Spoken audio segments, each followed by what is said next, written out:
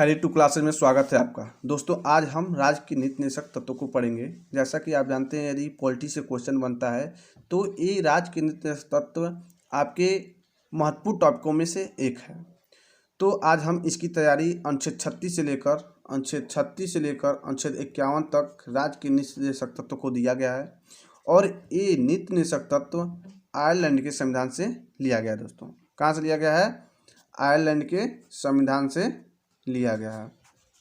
ठीक है दोस्तों। और 1937 के आयरलैंड के संविधान, कभी कभी एग्जाम में क्वेश्चन बनता है कि आयरलैंड तो हम जानते हैं, लेकिन अगर सन देगा तो हम कंफ्यूज हो सकते हैं। तो यहाँ पे ध्यान रखिएगा, 1937 के आयरलैंड के संविधान से नीति निषेधक तत्व को लिया गया है। और एक बात इसके लिए और आप जान लीजिए कि राज्य के नीति निषेधक तत्व को न्यायालय द्वारा लागू नहीं किया जा सकता है। दूसरे शब्दों में कहा जा सकता है कि इसमें वैधानिक शक्ति नहीं प्राप्त है दोस्तों। लेकिन निदेशक तत्व देश के शासन में मूलभूत स्थान रखते हैं, क्योंकि कानून बनाते समय इन तत्वों का प्रयोग करना राज्य का कर्तव्य होता है। लेकिन ध्यान में रखिएगा आप लोग, यदि एग्जाम में पूछता है कि क्या यह न्यायालय द्वारा परिवर्तनीय है, तो नहीं, इसे न्यायालय द्वारा लागू नहीं किया जा सकता है दोस्तों। ठीक है। लेकिन इसके बारे में ये इम्पॉर्टेंट मैं बात बता रहा हूँ, तथ्य बता रहा हूँ कि देश में वास्तविक रूप से सामाजिक और आर्थिक प्रजातंत्र को स्थापित करते हैं कौन? राज्य के नीति निषेधक तत्व। ठीक है। तो अनुच्छेद 36 में परिभाषा दिया गया है। जैसे आप लोग अनुच्छेद 12 पढ़े थे तो राज्य की परिभाषा को दिया गया था, वही परिभाषा सेम 36 में भी राज्य की परिभाषा के बारे में दिया गया है। अनुच्छेद 37 में क्या दिया है? तो अनुच्छेद 37 में इस भाग में अंतर्विष्ट तत्वों का लागू होना के बारे में बताया गया है।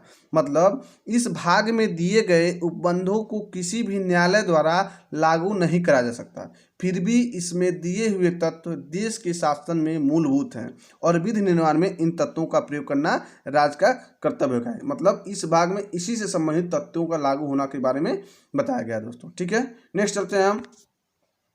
अनुच्छेद 38 में क्या दिया है? तो अनुच्छेद 38 में राज्य लोक कल्याण की अभिवृद्धि के लिए सामाजिक व्यवस्थित रूप से, यानी सामाजिक की व्यवस्था का सुव्यवस्थित रूप से करेगा, यानी राज्य के लोक कल्याण की अभिवृद्धि के लिए बताया गया है अनुच्छेद 38 में दोस्तों। ठीक है। तो मैं यहाँ पे व्याख्या नहीं कर रहा हूँ, बस अनुच्छेदों को बता रहा हूँ। इसका व्याख्या जब हम लोग अनुच्छेद 36 से 51 तक पढ़ेंगे तो उसमें हम विस्तार पूर्वक अध्ययन करेंगे दोस्तों। ठीक है। अनुच्छेद 39 में क्या दिया है? तो अनुच्छेद 39 में राज्य द्वारा अनुसरणीय कुछ तत्व दिया गया है। अनुच्छेद 39 में क्या दिया गया है? राज्य द्वारा अनुसरणीय कुछ नीति तत्व। डायरेक्ट आपके क्वेश्चन में हूबहू क्वेश्चन मिल जाएंगे कि राज्य द्वारा अनुसरणीय तत्व किस अनुच्छेद में है? तो अनुच्छेद 39 में है दोस्तों। 39 के क में क्या है? 39 के क में है समान न्याय, निःशुल्क और विधिक सहायता। यानी 39 के क में क्या दिया गया है? समान न्याय, निःशुल्क, विधिक सहायता। कहने का मतलब यह है कि कभी कभी एग्जाम में क्वेश्चन बना हुआ है कि राज्य की प्रत्येक स्त्री और पुरुष को समान रूप से जीविका के साधन उपलब्ध कराने का प्रयत्न करेगा। तो इसी के बारे में 39 के क में बताया गया दोस्तों। ठीक है। और ये 39 आप जो देख रहे हैं, 39 का क भी है, ख भी है, ग भी है और घ भी है। ठीक है दोस्तों। तो मैं यहाँ पे इम्पॉर्टेंट नहीं है, बस इतना इम्पॉर्टेंट है, आप इतना ही ध्यान रखिए।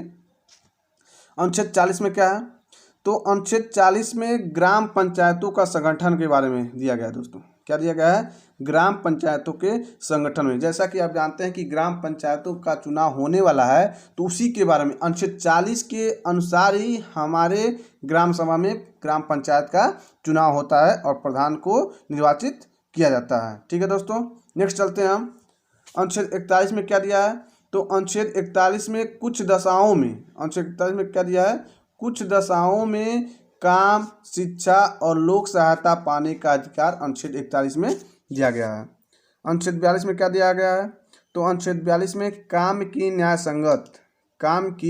न्यायसंगत मनोचित दिशाएं तथा प्रसूति, यहाँ पे कट गया है तो मैं लिख दे रहा हूँ यहाँ पे प्रसूति, यानी प्रसव के लिए सहायता का उपबंध किया गया है अनुच्छेद 42 में। यानी कहने का मतलब है कि जो भी गर्भवती महिला होंगी उनके लिए प्रसूति से सहायता जो होता है वो सरकार करेगा। तो किस अनुच्छेद में दिया है? तो अनुच्छेद 42 में दिया गया है। अनुच्छेद 43 में क्या दिया है, कर्मकारों के लिए निर्वाह मजदूरी, यानी कर्मकारों के लिए निर्वाह मजदूरी आज की व्यवस्था अनुच्छेद 43 में किया गया है दोस्तों। अनुच्छेद 43 के क में क्या दिया गया है, जो अनुच्छेद 43 के क में दिया गया है कि उद्योगों के प्रबंध में कर्मकारों का भाग लेना। क्या दिया गया है, उद्योगों के प्रबंध में कर्मकारों का भाग लेना दोस्तों, यानी राज्य उचित व्यवस्थापन या अन्य प्रकार से औद्योगिक संस्थानों के प्रबंध में कर्मचारियों को भागीदारी बनाने के लिए कदम उठाएगा। यही 43 के क में दिया गया दोस्तों। अनुच्छेद 44 में क्या दिया गया है, तो अनुच्छेद 44 में नागरिकों के लिए एक समान सिविल संहिता, डायरेक्ट क्वेश्चन में मिल जाएगा कि नागरिकों के लिए समान सिविल संहिता किस अनुच्छेद में दिया गया है, तो अनुच्छेद 44 में दिया गया दोस्तों। ठीक है। अनुच्छेद 45 में क्या दिया गया है, तो बालकों के लिए निःशुल्क और अनिवार्य शिक्षा का अनुबंध अनुच्छेद 45 में किया गया है। क्या दिया गया है कि बालकों के लिए निःशुल्क और अनिवार्य शिक्षा व्यवस्था किया गया है अनुच्छेद 45 में। तो अनुच्छेद 45 में बालकों के लिए निःशुल्क और अनिवार्य शिक्षा का उपबंध किया गया है। कहने का तात्पर्य है कि मूल संविधान में, जब हमारा संविधान 26 नवंबर 1949 को बन के तैयार हुआ था, तो अनुच्छेद 45 में कहा गया था कि राज्य 14 वर्ष तक के बच्चों को, कहा गया था कि 14 वर्ष तक के बच्चों को बालकों के लिए निःशुल्क और अनिवार्य शिक्षा प्रदान करेगा। लेकिन 86वां संविधान संशोधन 2002 में इस व्यवस्था को हटा दिया गया और इसमें राज्य के प्रारंभिक बाल्यावस्था यानी 6 वर्ष से कम आयु के बच्चों को शिक्षा के लिए प्रयास करेगा। यानी अनुच्छेद 45 में ध्यान रखिएगा आप लोग कि केवल 6 वर्ष के से कम आयु के बच्चों की शिक्षा के लिए प्रयास करेगा। तो अनुच्छेद 45 में इसकी व्यवस्था किया गया है दोस्तों। ठीक है। अनुच्छेद 46 में क्या है, तो अनुच्छेद 46 में है अनुसूचित जाति, अनुसूचित जनजाति तथा अन्य दुर्बल वर्गों की शिक्षा एवं अर्थ संबंधी हितों की अभिवृद्धि, अनुच्छेद 46 में दिया गया दोस्तों।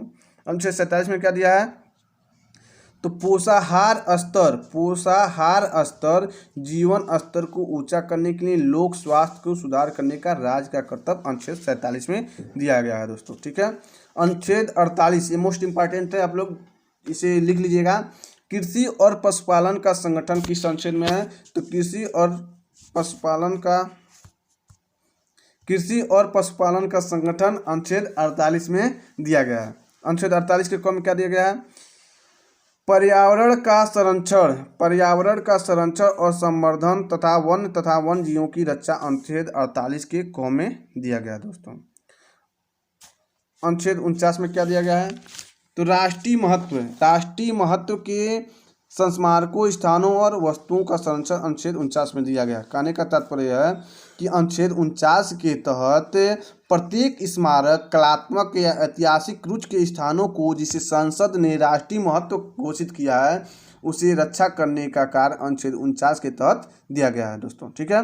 अनुच्छेद 50 में क्या दिया गया है, तो अनुच्छेद 50 में कार्यपालिका से न्यायपालिका का पृथक्करण। आप एग्जाम में डायरेक्ट वनडे एग्जाम की तैयारी कर रहे हैं तो डायरेक्ट वनडे एग्जाम में यही पूछ देगा कि कार्यपालिका से न्यायपालिका का पृथक्करण किस अनुच्छेद में है, तो अनुच्छेद 50 में दिया गया दोस्तों। अनुच्छेद 51 में क्या है, तो अनुच्छेद 51 में आपका अंतर्राष्ट्रीय शांति सुरक्षा की अभिवृद्धि की व्यवस्था अनुच्छेद 51 में किया गया है।